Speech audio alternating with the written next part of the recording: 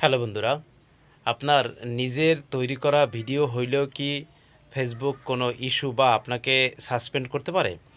বন্ধুরা, আজকের ভিডিওতে এই কথাগুলো আলোচনা করব। ভিডিওটি মনোযোগ সহকারে যদি আপনি শোনেন এবং দেখেন, তাহলে আপনার ধারণাটা পাল্টে যাবে। তো বন্ধুরা, মূল ভিডিও শুরু করে দিলাম। যদি আপনার নিজের ভিডিও হয়, তারপরেও কিন্তু আপনি ফেসবুকের কাছে ইস্যু বা সাসপেন্ডেড হইতে পারেন কয়েকটা কারণে। তার মধ্যে আপনার যে ভিডিও করছেন, ভিডিওর ভিতরে যদি আপনি কমিউনিটি গাইডলাইন এবং কন্টেন্ট গাইডলাইনের বিপরীতে আপনি কথা বলেন, অর্থাৎ কমিউনিটি গাইডলাইন অনুযায়ী যদি আপনি কথা না বলেন, আপনি যদি তার বাহিরে যে অথবা ভঙ্গ করে কথা বলেন, তাহলে আপনার নিজের করা ভিডিওতে ইস্যু আসবে।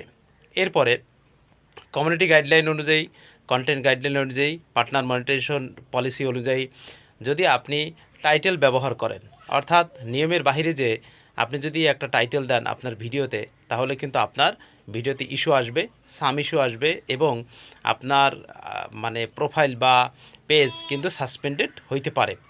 বন্ধুরা, এইখানে আপনাকে সবসময় খেয়াল রাখতে হবে যে আপনি যে কথা বলতেছেন, আপনি যে ভিডিও করতেছেন, আপনি যে ছবি ব্যবহার করতেছেন, আপনি যত কিছুই ব্যবহার করেন না কেন, আপনাকে ফেসবুকের গাইডলাইন অনুযায়ী আপনার ভিডিও করতে হবে, ছবি ব্যবহার করতে হবে, তারপরে কথা বলতে হবে, টেক্সট করতে হবে, এরপরে আপনার টাইটেল ব্যবহার করতে হবে। এই সব কিছু যদি আপনি আপনার ইচ্ছা মতন ব্যবহার করেন, তাহলে কিন্তু হবে না বন্ধুরা। তা আপনি যদি ফেসবুকের নিয়ম অনুযায়ী, গাইড অনুযায়ী যদি আপনি ব্যবহার করেন, তাহলে কিন্তু কোনো ইস্যু আসবে না। এজন্য আপনাদের সবাইকে সতর্ক থাকতে হবে, সচেতন থাকতে হবে, যাতে আপনার কন্টেন্ট মনিটাইজেশন পলিসি, এরপরে আপনার partner monetisation policy, community guideline এর বাহিরে কোনো কিছু না যায়। যদি আপনি নিয়মের ভিতরে থেকে কাজ করেন, তাহলে আপনার আইডিতে সাম ইস্যু, আপনার আইডি সাসপেন্ডেড কিছুই হবে না। আর যদি আপনি এটার বাহিরে যে কাজ করেন, তাহলে আপনার এই সব কিছু সমস্যার সম্মুখীন আপনি হবেন।